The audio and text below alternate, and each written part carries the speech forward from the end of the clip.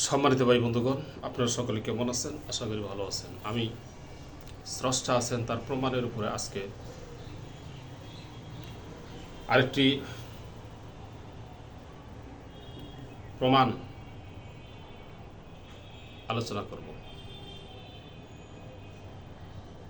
সেটা হলো পৃথিবীর সমস্ত নবী এবং রাসূলগণ। এই পৃথিবীতে আল্লাহ রব্বুল আলামিন ১,০০,০০০ নবী রাসূল প্রেরণ করেছেন। একজন দুইজন নয়, কতজন? ১,০০,০০০ নবী রাসূল আল্লাহ তাআলা এই পৃথিবীতে প্রেরণ করেছেন। আল্লাহ তাআলা না থাকলে এই নবী রাসূলগণকে পাঠাইছেন কেডা?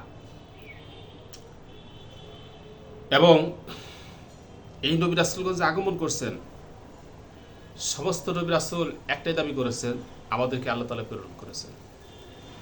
এবং সমস্ত নবী রাসূলগণ আল্লাহ তাআলার দিকেই বিশ্ববাসীকে দাওয়াত দিয়েছেন। হে বিশ্ববাসী, তোমরা সকলেই বলো লা ইলাহা ইল্লাল্লাহ তুফলিহু। তোমরা লা ইলাহা ইল্লাল্লাহ বলো, আল্লাহ তাআলা ব্যতীত কোনো ইলাহ নেই, তোমরা সকলেই সফল কাম হয়ে যাবে।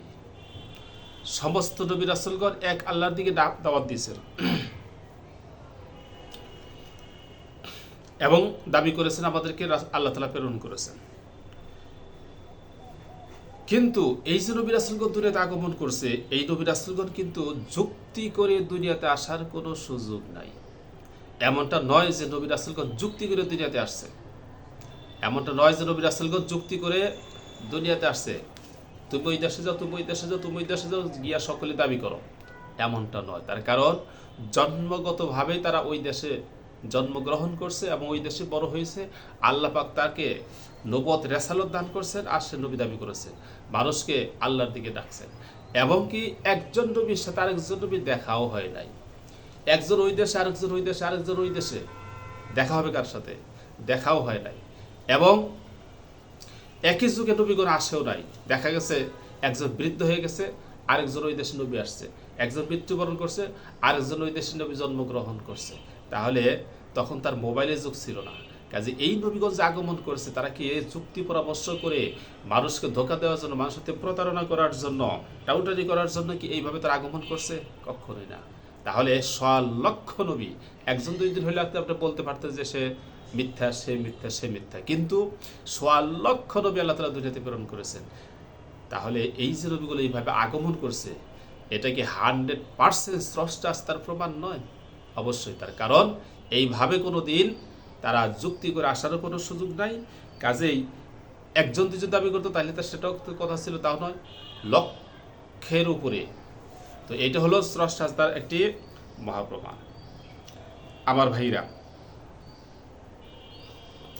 এবং তাদের উপরে অসংখ্য পরিমাণ জুলুম নির্যাতন করা হয়েছে।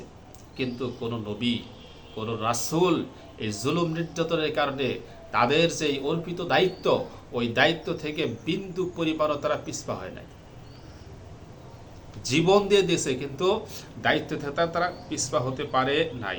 এটাই প্রমাণ করে যে তাদের উপরে গুরুত্বপূর্ণ দায়িত্ব ছিল স্রষ্টার পক্ষ থেকে। আমার ভাইরা, এবং কি তাদের কবরগুলো, অসংখ্য পরিমাণের কবর আজও পর্যন্ত পৃথিবীর মধ্যে রয়ে গেছে। অসংখ্য। আপনার আরবে, সিরিয়া, ফিলিস্তিন, ইসরায়েল, তুরস্ক, ইউরোপের মধ্যে পড়ছে, স্পেন, ইয়ামেন, এই সমস্ত দেশের মধ্যে, মিশর, ইরাক, জর্দান, প্রত্যেকটা দেশের মধ্যে নবীদের কবর আছে। আল্লাহু আকবার। তাহলে নবীগঞ্জ যে সত্য ছিলেন, তাদেরকে যে আল্লাহ তাআলা প্রেরণ করেছেন, এটা হলো তার 100% প্রমাণ। আমার ভাইরা, তারপরে আমাদের রাসূলের কথা, সুবহানাল্লাহি বিহামদিহি। আমাদের রাসূলকে আল্লাহ রাব্বুল আলামিন যখন রিসালাতের দায়িত্ব দান করলেন, দায়িত্ব দানের পরে রাসূল সাল্লাল্লাহু আলাইহি ওয়াসাল্লাম যেই এলাকাতে মক্কা নগরীতে আগমন করেছেন, সেখানে ছিল পৌত্তলিকদের বসবাস। রাসূল সাল্লাল্লাহু আলাইহি ওয়াসাল্লাম যখন দাওয়াত শুরু করে দিলেন, তখন তাকে প্রতিটি মানুষ তার শত্রু হয়ে গেল এবং তার জানের শত্রু হয়ে গেল, এবং তাকে মেরে ফেলার জন্য তারা প্রস্তুতি নিতেছিল। আমার ভাইরা, রাসূল সাল্লাল্লাহু আলাইহি ওয়াসাল্লাম আল্লাহ তাআলাকে বলেই ফেললেন, হে আল্লাহ, আমি এইভাবে দাওয়াত দিতে থাকলে তারা তো আমাকে মেরে ফেলবে, তারা আমার জানের শত্রু হয়ে গেছে। আল্লাহ তাআলা রাসূল সাল্লাল্লাহু আলাইহি ওয়াসাল্লামকে কি বললেন? ওয়াল্লাহু ইয়াসিমুকা মিনান নাস, আল্লাহ তাআলাই আপনাকে তাদের থেকে রক্ষা করবেন। আল্লাহু আকবার। আমার ভাইরা, এই আয়াত নাজিল হওয়ার পরে আল্লাহ রাসূল কি করছেন জানেন?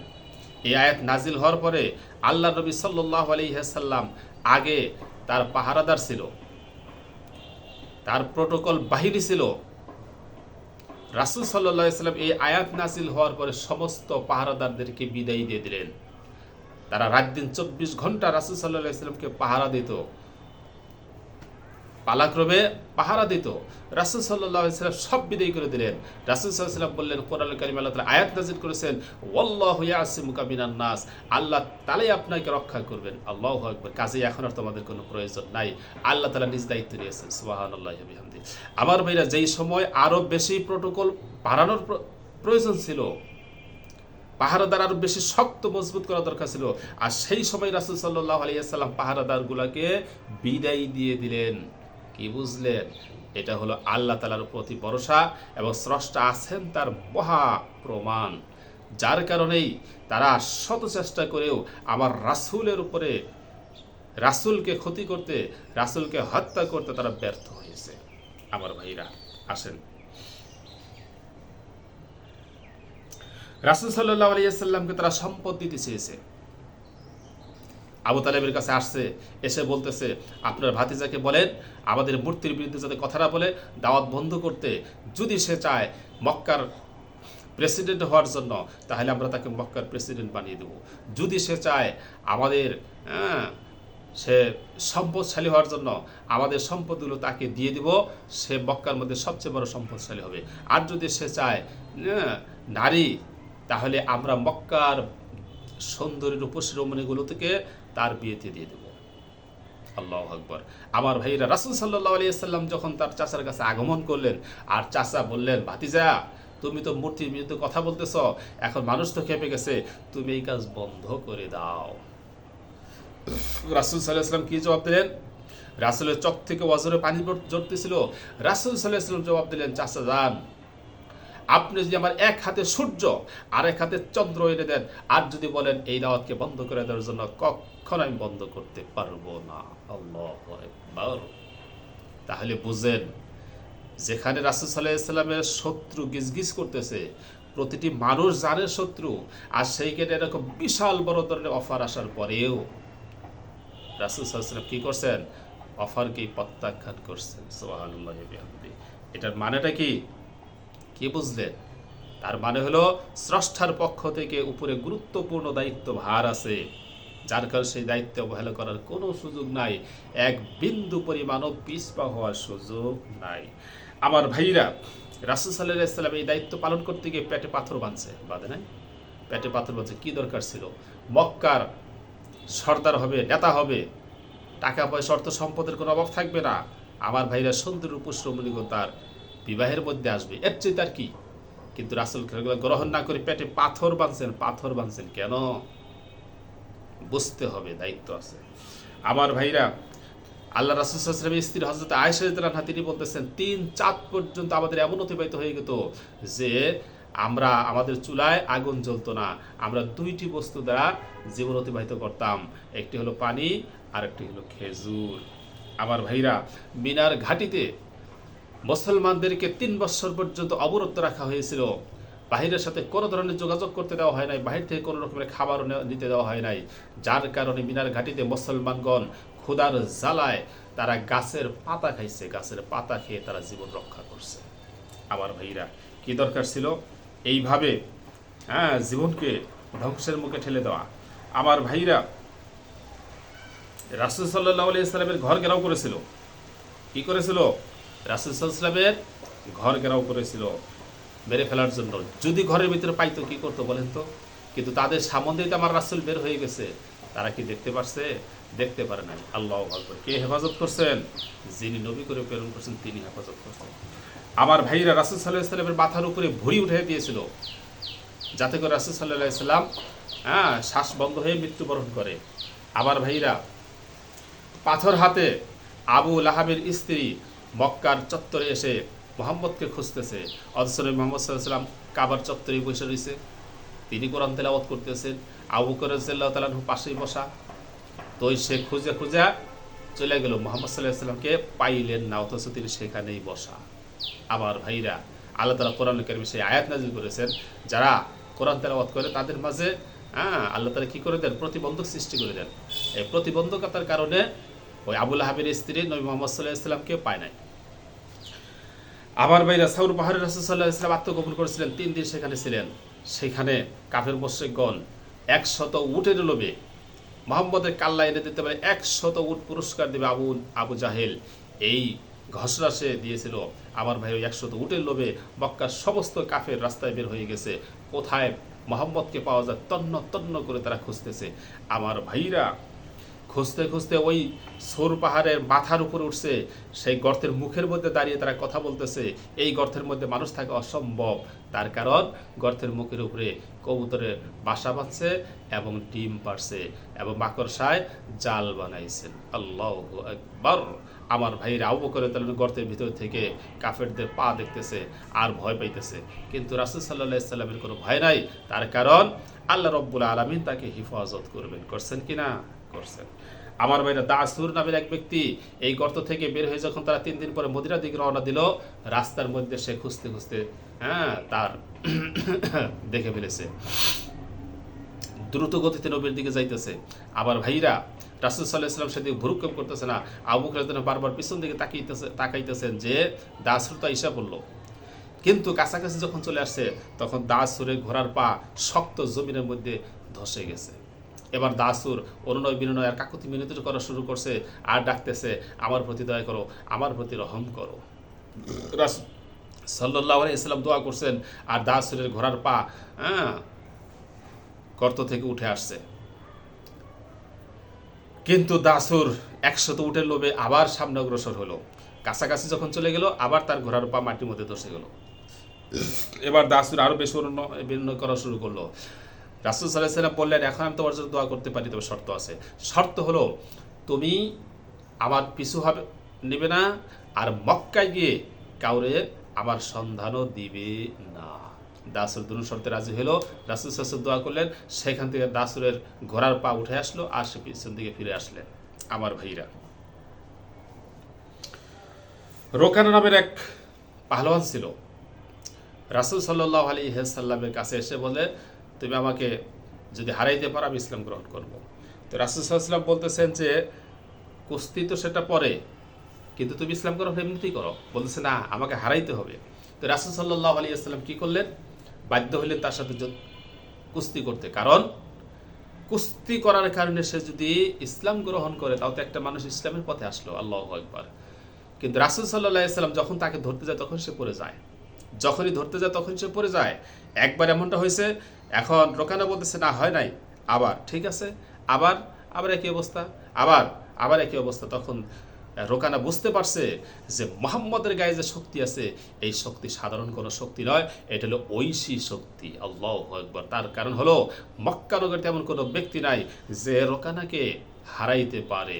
আল্লাহু আকবার। আর সেই রোকানা ধরার আগে পড়ে যায়, একবার নয়, দুইবার নয়, বারবার। তার মানে রোকানা বুঝতে পারলো এটা হলো ঐশী শক্তি। সাথে সাথে সে নবী মুহাম্মদ সাল্লাল্লাহু আলাইহি ওয়াসাল্লামের হাতে হাত দিয়ে ইসলাম গ্রহণ করে নিলেন। আল্লাহু আকবার। আমার ভাইরা, এক ব্যক্তি রাসূল সাল্লাল্লাহু আলাইহি ওয়াসাল্লাম যুদ্ধ থেকে আসার সময় এক জায়গায় বিশ্রাম করতেছে। এক লোক রাসূল সাল্লাল্লাহু আলাইহি ওয়াসাল্লামের তলোয়ার গাছের সাথে লটকায় রাখছে, রাসূলের তলোয়ারটা হাতে দিয়েছে, হাতে নিয়ে সেটা বলতেছে, মুহাম্মদ, এখন আমার হাত থেকে তোমাকে কে রক্ষা করবে? নবী মুহাম্মদ সাল্লাল্লাহু আলাইহি ওয়াসাল্লাম শান্ত মনে চোখ খুলে বলতেছেন, আল্লাহ তাআলা আমাকে রক্ষা করবে। আল্লাহু আকবার। বলার সাথে সাথে তার হাতে কম্পন শুরু হয়ে গেল, তার হাত থেকে তলোয়ার পড়ে গেল।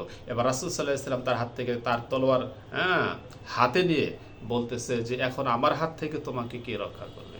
সে বলতেছে, আপনিই কেবল আমাকে রক্ষা করতে পারেন। আল্লাহু আকবার। রাসূল সাল্লাল্লাহু আলাইহি ওয়াসাল্লাম তাকে ছেড়ে দিলেন। আমার ভাইরা, রাসূল সাল্লাল্লাহু আলাইহি ওয়াসাল্লামকে বিষ পান করাইছিল ইহুদি মহিলা হত্যা করার জন্য। আমার ভাইরা, মসজিদে জেরার বানাইছিল ইহুদিরা রাসূলকে হত্যা করার জন্য। আমার ভাইরা, উহুদের যুদ্ধে রাসূল সাল্লাল্লাহু আলাইহি ওয়াসাল্লামের দান মোবারক পর্যন্ত শহীদ হয়ে গেছিল। উহুদের যুদ্ধে তো পরাজয়ী হয়ে গেছিল, কিন্তু রাসূলকে কি তারা পারতে পারছে? পারতে পারে নাই। আমার ভাইরা, আল্লাহ রাব্বুল আলামিন মহাগ্রন্থ কোরআনুল কারীমের মধ্যে ঘোষণা দিয়েছিলেন যে আল্লাহ রব্বুল আলামিন কাফের মুশরিকগণ মুখের ফুৎকার দিয়ে আল্লাহ তাআলা নূরকে নির্বাপিত করে দিতে চায়, অথচ আল্লাহ রব্বুল আলামিন তার নূরটাকে প্রজ্বলিত করেই ছাড়বেন। এই ঘোষণা আল্লাহ তাআলা আগেই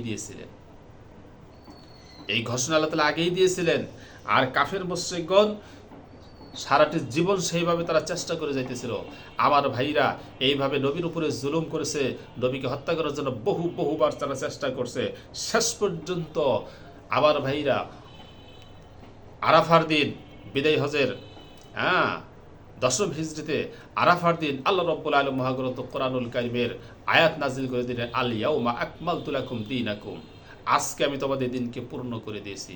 ওই যে আল্লাহ তাআলা তার নূরকে প্রজ্বলিত করতে চেয়েছিলেন, আল্লাহ তাআলা করেই ছাড়বেন বলেছিলেন, আর আরাফার দিনে এসে বলতেছেন যে তোমাদের দিনকে পূর্ণ করে দিয়েছি, অর্থাৎ সেই আল্লাহ তাআলার নূর প্রজ্বলিত করা হয়ে গিয়েছে। সুবহানাল্লাহ। পারছে কি কাফের মুশরিকগণ আমার রাসূলকে হত্যা করতে পারে নাই?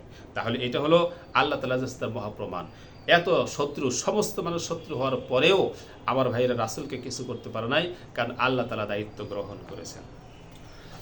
আমার ভাইরা, আমার নবীকে আল্লাহ তাআলা শেষ নবী বলে ঘোষণা দিয়েছেন। এখন আমার কথা হলো, যদি আমার নবীর পরেও কোনো নবী আসতো, তাহলে না আপনি বলতে পারতেন যে মুহাম্মদ সাল্লাল্লাহু আলাইহি ওয়াসাল্লাম শেষ নবী বলতেছেন, অথচ তারপর নবী আসলো, তাহলে এই নবীর চ্যাপ্টার, নবীর অধ্যায় পুরাটাই মিথ্যা। তা কি হয়েছে? তা তো হয় নাই। আমার ভাইরা, আল্লাহ তাআলা ১.৫ লক্ষ নবী রাসূল প্রেরণ করলেন, সবগুলো আমার রাসূলের আগে। তাহলে যদি আবার রাসূলকে আল্লাহ শেষ নবী ঘোষণা দেওয়ার পরে কোন নবী পাঠাইতেন, তাহলে না আপনারা নবী নিয়ে প্রশ্ন করতে পারতেন। কই আমার রাসূলকে যে আল্লাহ তাআলা প্রেরণ করলেন, এর আগে ১.৫ লক্ষ পাঠালেন, কিন্তু পরে আর একজনও নয়। এটা হলো আমার রাসূল। আজ সত্য আল্লাহ তাআলা আছেন, তার মহাপ্রমাণ। কোরআনও ঠিক তেমনি শেষ কিতাব, এরপরে কোনো কিতাব আসবে না। আসছে 1450 বছর হয়ে গেছে, আসে নাই। এটাও আল্লাহ তাআলা যে আছেন তার মহাপ্রমাণ।